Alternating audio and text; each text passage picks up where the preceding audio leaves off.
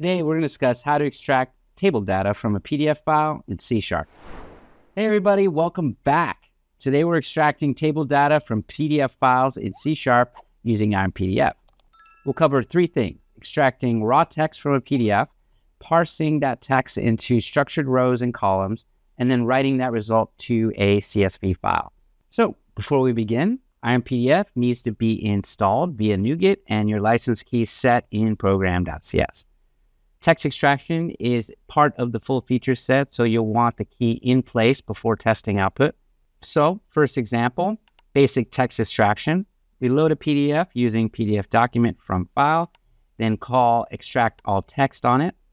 That returns all the text content from the document as a single string, which we print to the console.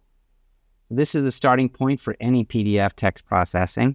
Get everything out first, then decide how to parse it. For the table-specific PDF, we do the same extraction, but then split the result by new line characters.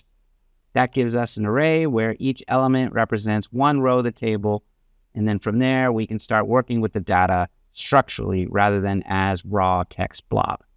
Within each row, we split again, this time on tab characters. Each tab-separated segment is a column value. We print those column values row by row to the console. This two-level split, new lines for rows, tabs for columns, works when the PDF was generated with that structure in place. It's definitely worth checking your source PDFs to confirm delimiter pattern before you assume tabs.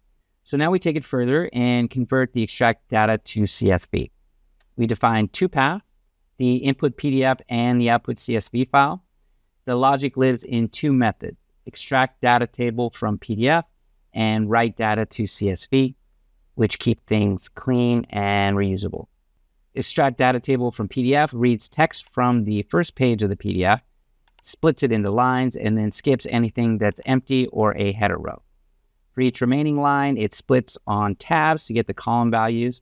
Each parsed row gets stored as a string array inside a list. That list is your structured table data in memory, easy to iterate, filter, or pass to other methods. And then at this point, the PDF is done, and you're just working with a standard .NET data structure. Write data to CSV takes the list and then writes it to disk. And the important detail here is that each value gets quoted before writing. That quoting step is what prevents common inside cell values from breaking the CSV format. Skip it, and any data containing a column will corrupt the column structure when the file is open. So once writing completes, we log confirmation message to the console. This is simple but useful to have in place so that you know the file was actually written and where it landed. All right, so let's go ahead and run it. And the app processes and the CSV is generated.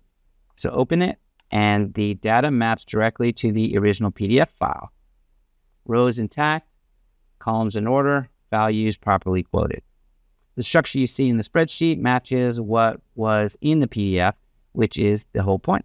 One important caveat worth knowing: this approach works when the PDF contains selectable text, meaning it was generated digitally, not scanned.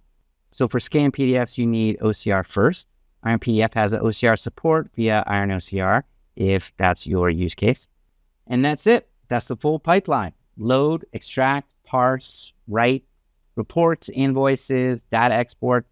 Basically, any PDF with digital text and tabular structure can be processed this way.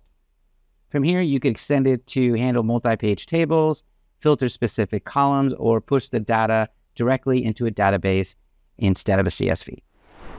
All right, we hope that was useful. Keep on subscribing if you like some more useful tutorials from us. And if you'd like to try out IronPDF yourself, go ahead and grab a free trial using the link in the description. Install the package, set your license key, and you'll have text extraction running in your project in no time.